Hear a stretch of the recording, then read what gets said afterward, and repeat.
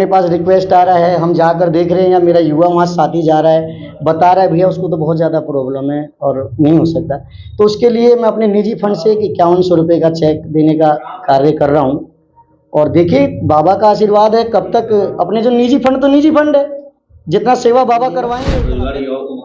हाँ देखिए, जो हमारे माध्यम से मान लीजिए कि किसी, हम प्लेसमेंट कंसल्टेंटी से काम करते हैं, कंसल्टेंट है हम लोग नौकरी देने का ही काम करते हैं। बस क्या थे कि पहले नए थे तो पहले लगाने से पहले फीस ले लेते थे, जब बड़े कॉन्ट्रैक्टर हो गए तो बड़े स्तर पे अब मन करता है कि दे दे, ताकि यहाँ पे जो मेरे जिस लायक युवा है, कोई फील्ड अफसर लायक है, मैं उसको वहाँ सेट कर सकूँ। मान लीजिए कि कोई उसमें सिक्योरिटी गार्ड लायक है लंबा चौड़ा, तो बेरोजगारी से तो अच्छा है कि कुछ मैं प्राइवेट ही रोजगार दूँ, अपने दम पे दूँ। तो मैंने ये काम अपना पटना में भी स्टार्ट कर दिया जी। हम दोनों भाइयों ने, हमारा बलेरी रोड पर भी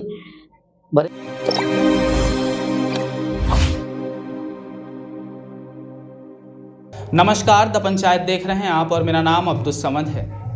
इस वक्त हम केसरिया विधानसभा के पूर्व प्रत्याशी राजेश यादव के ऑफिस में पहुंचे हैं। राजेश यादव से कुछ खास बातचीत करनी है और इनके बारे में जानना है। ये राजेश यादव जो काफ़ी लोगों में जाने पहचाने चेहरे हैं, राजेश यादव जो कि पूर्व प्रत्याशी रह चुके हैं केसरिया विधानसभा से। आइए अब इनसे बात करते हैं और जानते हैं। राजेश जी, आपका बहुत बहुत स्वागत है आज की इस प्रेस कॉन्फ्रेंस में। आप इस वक्त बिल्कुल युवा हैं जी, और आप राजनीति में आपके आने का सर्वप्रथम कारण क्या है? जी पहले तो मैं आपके चैनल के माध्यम से सभी को नमस्कार, प्रणाम, सलाम है। आप लोग को भी, चैनल के पत्रकार को मेरा नमस्कार है। अब आपने बात की मेरे राजनीतिक में आने की, तो राजनीतिक में पहलू मेरा पहले से ही परिवार है। 25 साल से मेरे चाचा जी राजनीति करते हैं, श्री नारायण यादव जी, जिला परिषद 16 संग्रामपुर से। तो राजनीतिक में हमारा परिवार पीछे 25 सालों से राजदवादी है और राजनीति कर रहा है। और क्षेत्र में मेरे चाचा जी दोनों चुनाव लड़ने का प्रयत्न हर साल काम करते हैं, मुखिया का भी और जिला पार्षद का भी। उसी बेस पे राजनीति का आधार बना हुआ है घर से। पिछले चुनाव में आपने चुनाव लड़ा था जी, लेकिन आपको हार का सामना करना पड़ा जी। हार का आखिर मुख्य कारण क्या था उस वक्त? नहीं, कारण कुछ ऐसा खास नहीं था। मैं नया कैंडिडेट था। 2019 तक तो मैं बिजनेस किया है मैंने अपना फरीदाबाद में, अभी मेरा बिजनेस है। मैं 19 तक तो आता था जाता था, सिर्फ होली हुआ, छठ हुआ। 20 में आया, अचानक मैं मंदिर पे आया तो मैंने बाबा का दर्शन वर्शन किया, आशीर्वाद लिया। मेरा सामने किसी की रिक्वायरमेंट आई कि 2 दुकान बनाना है। मैंने 2 दुकान कैंसिल करके और वो ऑफिस बना दिया। ऑफिस बना दिया तो युवाओं ने हिट भरना चालू कर दिया, भैया कुछ राजनीतिक किया जाए, राजनीतिक किया जाए। लोगों का समाधान नहीं हो रहा था किसी चीज़ पे, कोई उनका सुनता नहीं था, दबंगई करता था। ऐसे कुछ युवा थे, हमारे गांव के थे, हमारे पंचायत के थे, तो उन्होंने ही ऐसे नेता करते करते और जुनून भर दिया, जिससे कि समाज में आना पड़ा और समाज की सेवा अब करनी पड़ रही है। और समाज की सेवा अब करेंगे भी, तन मन धन से ही बना लिया विचार। शुरू से राजनीति में है जी। आपके जो चाचा जी थे शुरू से राजद में रहे जी। लेकिन जब आपने चुनाव लड़ा तो कभी आपने कोशिश नहीं की कि राजद से टिकट लेकर चुनाव लड़े? नहीं, एक्चुअली उस लायक मैं नहीं था अभी, मैं बिल्कुल फ्रेशर था, नया था। और मेरे चाचा जी का सही पूछें तो मतलब जिस तरह से मैं फ्रेशर होता है ना, उस तरफ से एक पैसा गंवाना था। चाचा जी मुझे जिला परिषद की तैयारी के लिए बोल रहे थे, छोटे चुनाव के लिए, कि मैं इस बार नहीं लड़ूंगा और तुम लड़ लेना। लेकिन कहीं ना कहीं मैंने, हो सकता है कि तकदीर कहिए मेरा या मलंगवा का आशीर्वाद कीजिए, जो भी है मेरे आशीर्वाद बाबा का ही है मेरे ऊपर। और मेरे माँ क्या आया, मैंने सीधा नॉमिनेशन विधानसभा का दिया। अपने चुनाव अक्सर ये देखा जाता है कि जो लोग चुनाव हार जाते हैं, जीतते हैं तो ऐशबाजी करते हैं और जी, कई तरह के पटना में घूमते हैं, हारने के बाद भी मैदान छोड़कर बाहर चले जाते हैं। लेकिन हारने के बाद भी आप लगातार क्षेत्र में ही है जी, और लोगों की सेवा कर रहे हैं। जी। क्या लगता है कि आने वाले चुनाव की आप तैयारी में आज से ही शुरू कर दें, या आपका ही मकसद ही है समाज सेवा करना? नहीं, एक्चुअली मकसद तो मेरा शुरू से है समाज सेवा करना, लेकिन 2025 के चुनाव को देखते हुए ना, और अपना मतलब जैसा भी नज़रिया है, मतलब अपना जो समझ कहता है, उसको देखते हुए हम युवाओं ने अब कैंपिंग चालू कर दिया है, अपना तैयारी चालू कर दिया है। ज़्यादा शोर शराबे के साथ नहीं, मतलब सेवा के भाव से। किसी गरीब का कोई अपने पास रिक्वेस्ट आ रहा है, हम जाकर देख रहे हैं या मेरा युवा वहाँ साथी जा रहा है, बता रहा है भैया उसको तो बहुत ज़्यादा प्रॉब्लम है और नहीं हो सकता, तो उसके लिए मैं अपने निजी फंड से 5100 रुपये का चेक देने का कार्य कर रहा हूँ। और देखिए बाबा का आशीर्वाद है, कब तक अपने जो निजी फंड तो निजी फंड है, जितना सेवा बाबा करवाएंगे उतना करेंगे। आपने एक अनोखी पहल की शुरुआत की है जी आपके क्षेत्र में जो भी गरीब बच्ची हैं उनकी शादी में आप 5100 रुपया का चेक दे रहे हैं। जी। इसकी शुरुआत और आपके जहन में ये बात कैसे आया? देखिए एक्चुअली मंदिर, बाबा का मंदिर सामने है और मेरा अंदर से इच्छा भी है सेवा करना, और कुछ बाबा का आशीर्वाद भी है मेरे साथ, काम धंधा भी है, अपना बिजनेस दिया है ईश्वर ने ऐसा कि दिल करता है कि ऐसे लोगों को देखें तो सीने से लगा लें और बस। बिहार की जो राजनीति है जी इधर उधर से घूम करके जातिगत भावना में तब्दील हो जाती है।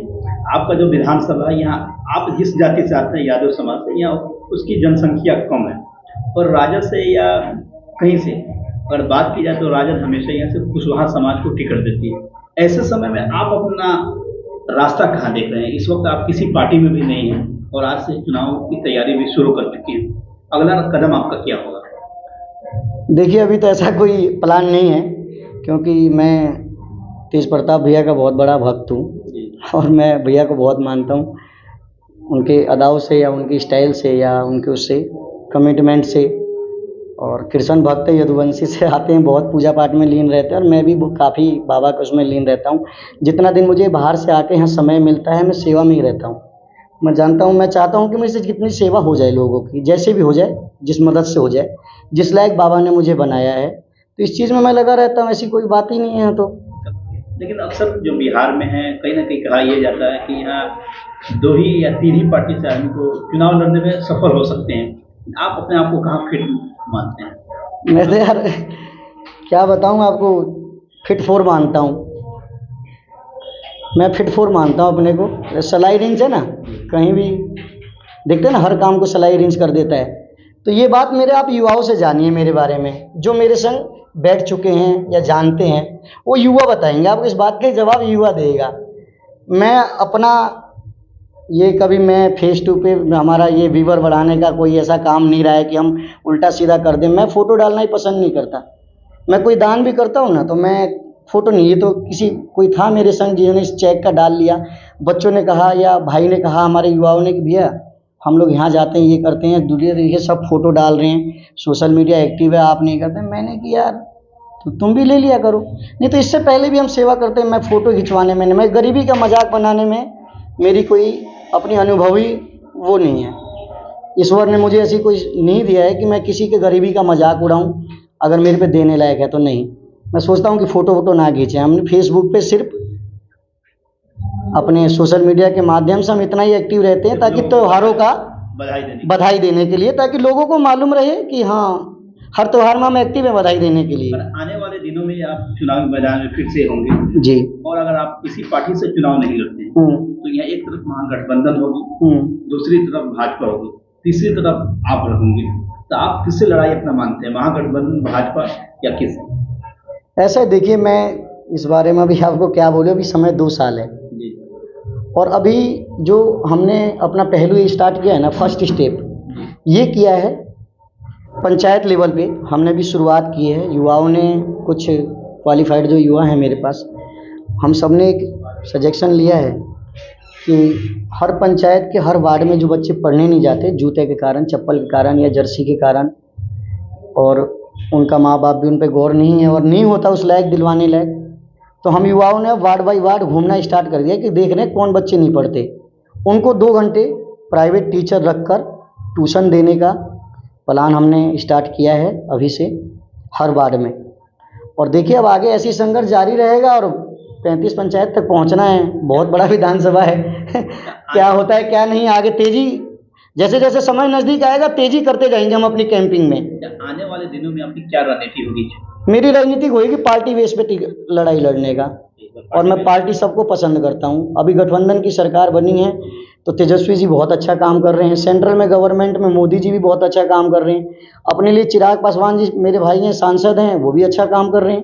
तो मेरा भी किसी में कोई पार्टी का कोई इन्वॉल्व नहीं है, मैं इसीलिए किसी पार्टी के साथ कुछ नहीं, मेरा सेवा है, जन सेवा करना, मैं सेवा के लिए समर्पित हूँ। और मैं युवाओं को भी कहता हूँ कि मैं से जो सेवा हो जाए वो कराओ, क्योंकि मेरा बिजनेस भी है, मुझे बिजनेस पे तो देखना होता है, मेरे भाई के साथ, फैमिली के साथ भी समय देना होता है। सर, आप लगातार युवाओं की चेता होते जा रहे हैं, क्षेत्र में आपकी लोकप्रियता बढ़ते जा रही है, जी। इसको आप कैसे देखते हैं? लोकप्रियता तो आप युवाओं से जानिए इस बात को। क्या कभी इस तरह का महसूस होता हाँ, है कि नहीं बिल्कुल महसूस होता राजेश है। यादव पहले एक बिजनेसमैन जी। थे, अब राजनेता बन चुके हैं, तो अभी एक चर्चा हो रही है? हाँ, होता है, खुशी होती है। बाबा का कैसा शुक्र, फील है? बाबा का शुक्रिया अदा करते हैं। और जिस कमिटमेंट पे युवा से हम जुड़ जाते हैं ना, उस युवा से हमारे बारे में पूछिएगा कि वो युवा हमारे बारे में फिर क्या जानता है। ऐसी कुछ बात नहीं है, बस युवाओं का आशीर्वाद है और युवाओं का साथ है, सब चीज़ है। जब आप 2020 के चुनाव में अपने क्षेत्र में घूमते थे, उस समय आपको क्या कुछ कमियां नजर आती थी अपनी विधानसभा में? बहुत नज़र आती थी, बहुत नज़र है, अभी भी नज़र आती है। कभी यहाँ के जो वर्तमान विधायिका है, जी। उनसे कभी आपने संपर्क साधने की कोशिश की कि आखिर इस समस्या का हल किया जाए? देखिए, राजनीतिक माहौल है तो सुनने में आ रहा था वो जनता से नहीं मिल रहे हैं, तो हम कैंडिडेट थे उनके साथ, हमसे क्या मिलेंगी, समय समय की बात है। अब आप क्या कहवाइएगा, छोड़िए ये सब चीज़ें। जब अगर यहाँ की जनता आपको मौका दे देती है, जी। तो सर्वप्रथम आपके दिमाग में यहाँ के विकास को लेकर आपको क्या कुछ चल रहा है, और सर्वप्रथम आप कौन से काम को करना चाहेंगे? ये बहुत अभी आगे की कहानी है, अभी तैयारी हमारी जोरों पे है। और मेरे साथ जो भी मेरा युवा है ना, वो मेरे तरह ही फ्रेशर है, लेकिन सबके पास शिक्षा है। और शिक्षा, अम्बेडकर जी ने कहा है कि शेरनी का वो दूध है जो जितना पिएगा उतना दहाड़ेगा। तो ये है हम लोग के साथ। मैं ग्रेजुएशन हूँ तो कोई इलेक्ट्रीशियन है, या फिर ITI है, कोई सॉफ्टवेयर इंजीनियर है, कोई इंजीनियर है, ऐसे ऐसे युवा जुड़े हुए हैं। तो कहीं ना कहीं हम लोग बैठ के आपस में गठित करते हैं मामला को। किसी भी अगर कागजी कार्रवाई को लेकर करना है तो हम अपना मिलजुल कर सारा काम निपटा लेते हैं जैसे ये समय मिलता है। आप एक बड़े बिजनेसमैन हैं, जी। और खासतौर से अगर बिहार की बात की जाए तो यहाँ बेरोजगारी की कमी नहीं है। यहाँ पे बहुत सारे ऐसे युवा हैं जो बेरोजगार बैठे हुए हैं। अगर यहाँ की जनता आपको मौका देती है तो आप अपने स्तर से यहाँ के युवाओं को कुछ व्यापार में हिस्सा देने की कोशिश करेंगे या उनको रोजगार देने का काम करेंगे? भैया, तो सबसे पहली मुद्दा होएगी, मैं गुड़गांव, नोएडा, फरीदाबाद में कॉन्ट्रैक्टर हैं हम दोनों भाई, मैं और बड़ा वाला वो। एक्चुअली हम लोग का मैन पावर वहाँ है, लेकिन अभी हमने अपने पटना बरेली रोड पे अपने स्तर से प्राइवेट लिमिटेड फर्म यहाँ ला दी है। और अब हम जो सिक्योरिटी का काम हर जगह होता है, बिहार में भी, स्टेट में, ऐसा कोई नहीं है। मॉल में या आप देखते हैं पेट्रोल पंप पे guard, security guard, housekeeping peon नहीं लगते।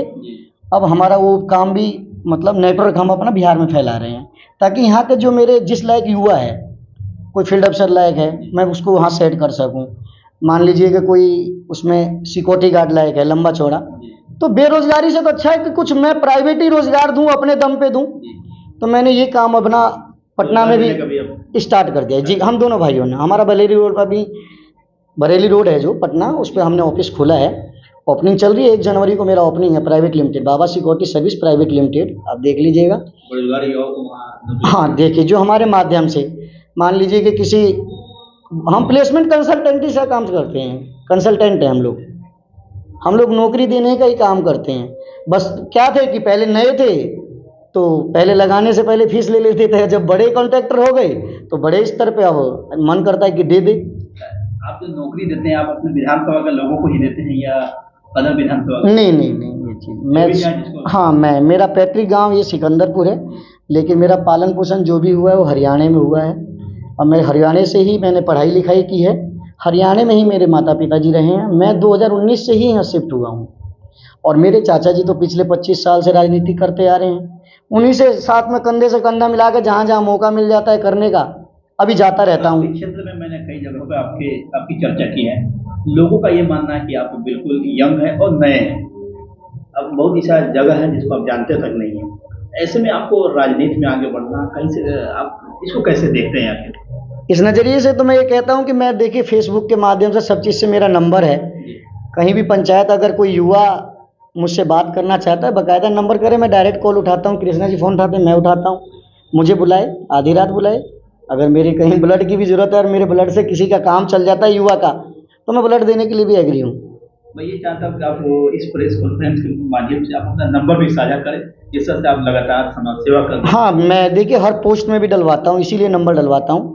9213 700 777 मेरा नंबर है, जो कि ये मेरे हमेशा चालू रहता है। हाँ एनी टाइम चालू रहता है। और मैं जैसे फ़ोन आता है, जो भी सेवाएं होती है, लेकिन एक्चुअली मुझे थोड़ा बाहर भी रहना पड़ता है, मैं प्रॉपर टाइम नहीं दे पाता राजनीतिक में। लेकिन अब धीरे धीरे उस चीज़ को, काम को, मतलब दूसरे के जैसे भी अपना मतलब जीवन को आगे बढ़ाने की प्रक्रिया को लेकर हम लोग कारोबार भी बढ़ा रहे हैं गांव इसमें पटना में, और अपना राजनीतिक का भी आपको बताया मैंने, पंचायत के प्रखंड से में, पंचायत के वार्ड से हम स्टार्ट कर रहे हैं। बच्चा पढ़ा रहेगा तो खुद ही तरक्की करेगा। लेकिन एक और अक्सर ये कहा जाता है कि लोग कितना भी सेवा कर ले, जब तक कि उनके जाति की संख्या विधानसभा में नहीं होगी, उनके लिए राह आसान नहीं होगी। इसको आप कैसे देखते हैं? नहीं, मैं तो इस चीज़ पे किसी पे गौर नहीं करता, ऐसी कोई बात नहीं है। क्योंकि आपकी विधानसभा में नहीं यार, युवा चाहे तो क्या नहीं बदल दे। नहीं, ये तो अश्लीलता जो फैला रहे हैं ना, उनसे हाथ जोड़ के माफ़ी है। और मेरी विनती है, जो इस सोशल मीडिया पे आके 2 मिनट में जो ये कर रहे हैं ना, अश्लीलता की बात नहीं, जी, राजनीति की मैं बात कर रहा हूँ। जी। बिहार की अक्सर सीटों को ये देखा जाता है कि जिस जात के लोग ज़्यादा वोटर होते हैं, उनके जीतने की चांस ज़्यादा होती है। और आप जिस विधानसभा से हैं और जिस जाति से आते हैं, तो वहाँ आपके जात के वोटों की संख्या बहुत कम है। ऐसे समय में आपको लगता है कि आप जिस तरह से समाज सेवा कर रहे हैं, लोग आपके समाज सेवा को देखते हुए आने वाले दिनों में आप वोट करेंगे? बिल्कुल, मैं कोई जातिवाद नहीं, और मैं जातिवाद से नफरत करता हूँ। हिंदू, मुस्लिम, सिख, ईसाई, ये पुरानी कहावत है, और मैं इस चीज़ को आज भी मानता हूँ। मेरे सब दोस्त हैं जो मेरे साथ है, वो खासी दास है, राम जी हैं, पासवान जी हैं, मेरे पास जादव जी हैं। जो युवा मुझे समझता है ना, वो हर बिरादरी का मेरे साथ है। बाकी इससे ज़्यादा मैं राजनीति करता ही नहीं। युवाओं के लिए मेरा इतना समय इतना मिलता है, और युवाओं के साथ ही लगा रहता हूँ मैं तो। अंत में आप मैं गहरी राजनीति में जाता ही नहीं किसी के पास। सन 87 वाले जो बैठ के जो मुझे दिमाग देंगे ना, मैं उनका सुनता ही नहीं। मेरा मतलब क्या है, मैं उन लोगों से सुनूं, उनका राजनीति का पर्चा पढ़ूं। सोशल मीडिया का ज़माना है, हर चीज़ मोबाइल में आ रहा है, हर न्यूज़ को आप देख रहे हैं। आप गलत भी देख रहे हैं, आप सही भी देख रहे हैं। आप इंसान के, आपकी क्वालिफिकेशन क्या है कि आप उसमें से कटिंग करके आप कुछ अच्छा ना निकालें। उसमें से कुछ भी कटिंग करके, आपका अच्छा भी मैंने सुना, बुरा भी सुना, उस न्यूज़ वाले का उसका भी सुना, गाली भी सुनी, कहीं ना कहीं लेकर। सोशल मीडिया, फेसबुक तो देखने लायक नहीं रह गया अश्लीलता को देख के, लेकिन क्या करें, मजबूरी है। देश का हाल जानने के लिए जो मोदी जी ने स्कीम चला दिया है ना, वो एक्टिव रहना पड़ता है इंस्टाग्राम वगैरह पे और फेसबुक पे। राष्ट्रीय नेशनल लेवल के मुद्दे पर बातचीत करेंगे। बताइए। देश में जिस तरह से महंगाई बढ़ती जा रही है, इस पे आपका क्या कहना है? यार, लोगों को फैसिलिटी मिलेगी तो महंगाई भी बढ़ेगी। एक डाक द्वारा 5,000 रुपये, एग्जाम्पल, सिंपल सी बात है यार, मेरी सोच के 5,000 रुपये आपको अगर कहीं भेजने होते थे तो एक आदमी से आप फार्म भरवाते थे, पोस्ट ऑफिस जाते थे। सोशल यार ज़माना कहाँ से कहाँ चला गया मेरे भाई। जेब में 1 रुपया नहीं हो, आप फ़ोन, मोबाइल चार्ज है, बैंक में अकाउंट में पैसा, एक चाय भी पी रहे हैं तो 5 रुपये गूगल पे कर दे रहे हैं, फ़ोन पे कर दे रहे हैं।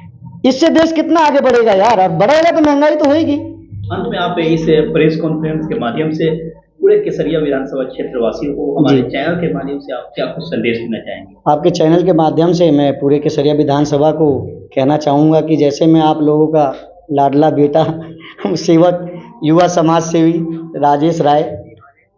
राजेश यादव आप लोग के बीच चुनाव चिन्ह सेव लेकर आया था।